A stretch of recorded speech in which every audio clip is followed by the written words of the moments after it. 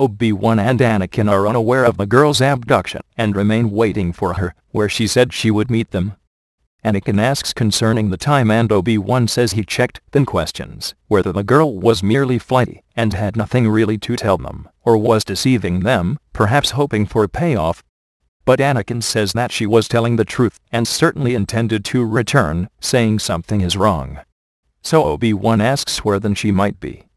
Anakin then mentions that he might try to sense her mind.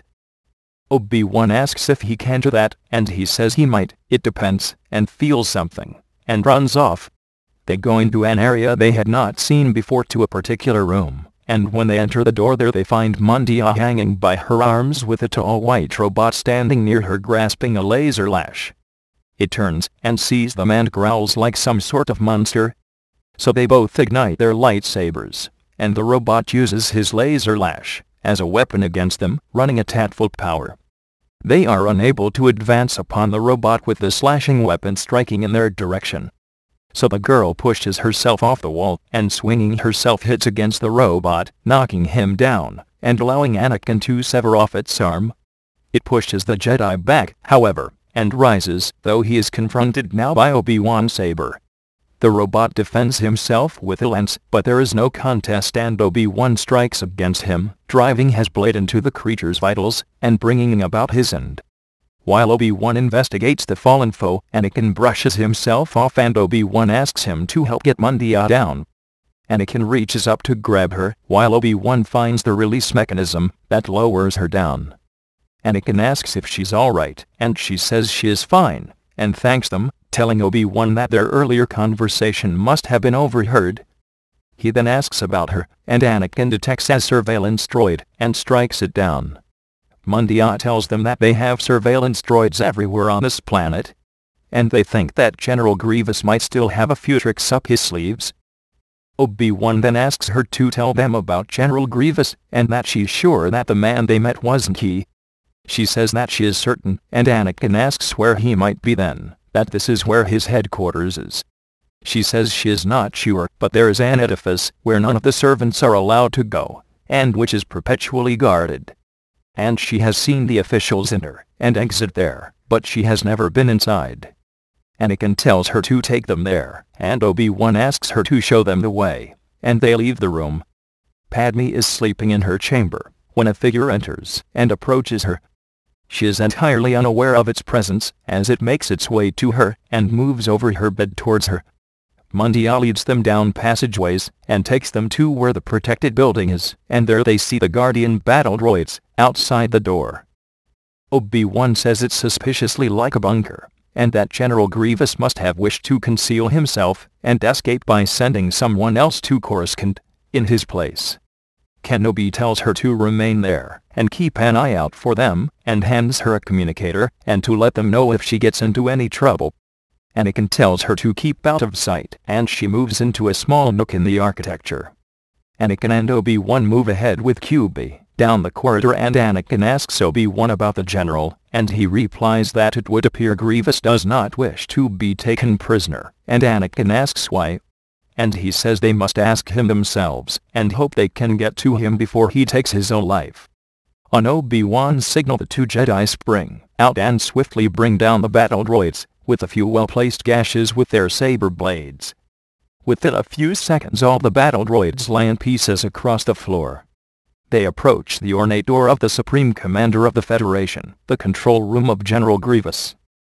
Obi-Wan looks up at one of the robot cameras on either side of the door, and tells Grievous to surrender and come out of the room unarmed, thinking it might be booby-trapped if they tried to enter.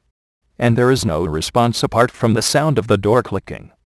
Padme then feels someone in the bed, and thinking it is Anakin turns, telling him she hasn't been able to get to sleep. Then looking she sees one of them appears and screams. Obi-Wan asks Anakin what their next move should be. Anakin then approaches and reaches for the door panel. Telling him to be careful, Anakin replies he doesn't sense anything, and presses the controls, and the two heavy doors slide slowly apart, and they walk inside. Obi-Wan leads the way and they enter an empty room, with other rooms going off to either side, housing a vast computer network. They search through each room for Grievous, and Anakin calls out to General Grievous and for him to come out.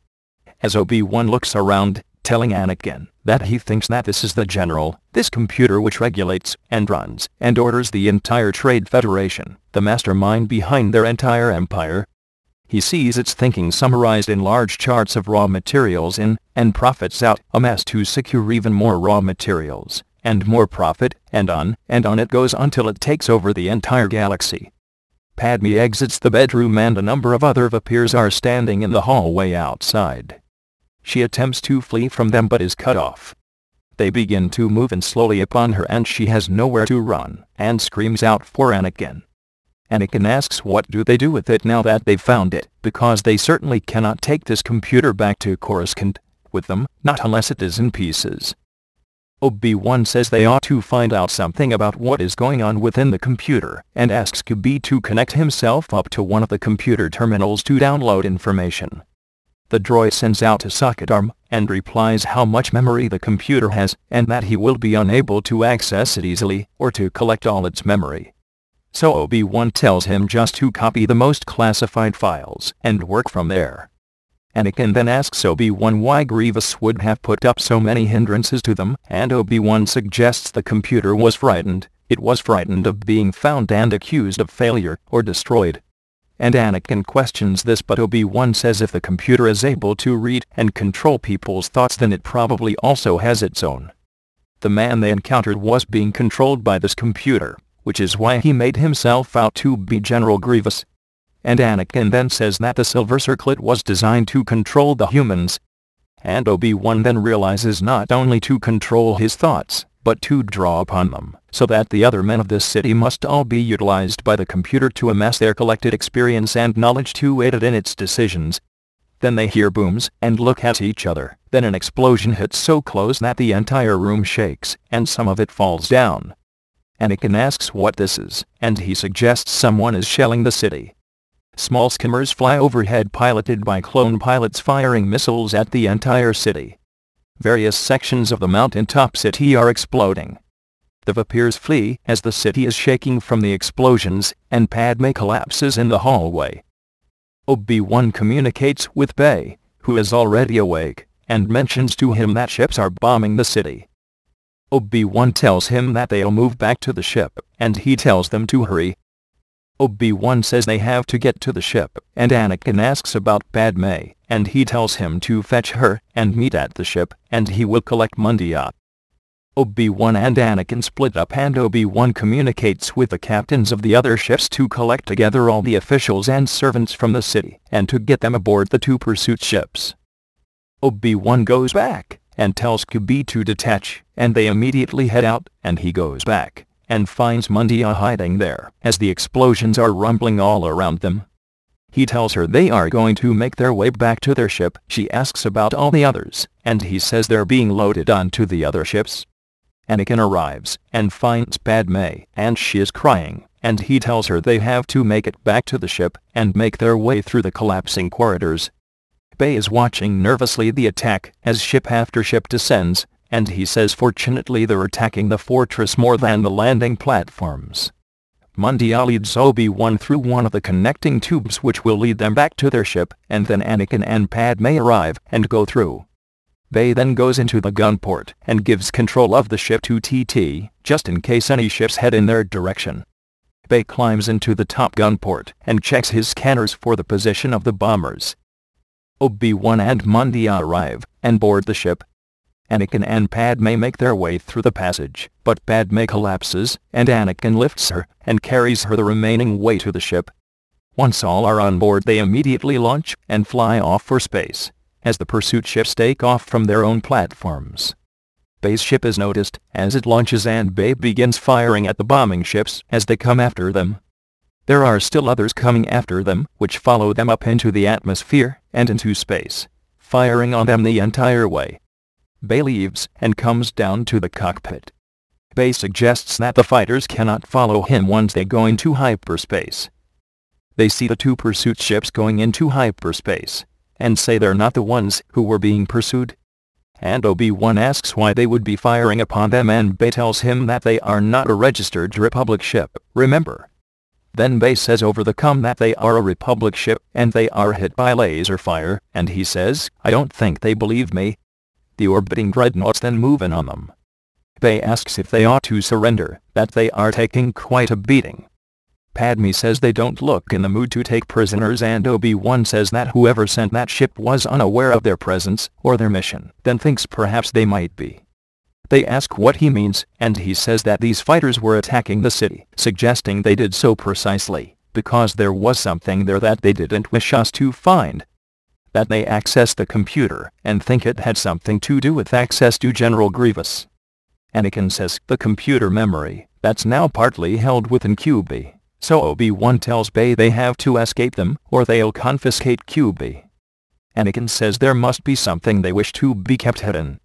Bay says he can take them to his own planet, and they could make it there via Gangorian space, saying that they wouldn't dare follow them inside. Although Obi-Wan thinks that they would not wish to go there themselves, that the Gangorians are hostile to everyone, and do not like anyone entering their space. And those who do inevitably become guests at a feast, where they are served as the main course. Bay asks if he has a preference, and they say to go in, and Bay pulls back on the controls, and the ship darts off into Gangorian space.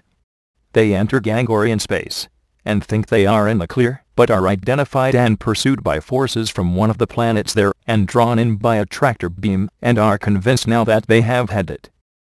Obi-Wan says they're in deep trouble now, perhaps even worse off than they were before, but Bay says that they were about to lose their shields, and had already taken some damage. At least we could talk our way out of this.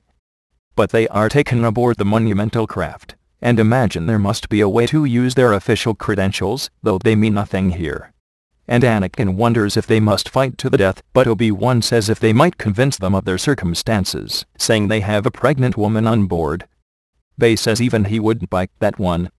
But then they say there is no reason to remain inside the ship, or they'll just cook the entire ship. So they exit, and are told they will be taken to the King of Berbiers, and are led into the feasting room. They are brought in, and are forced to take a place before him, where their cooking fires are roaring.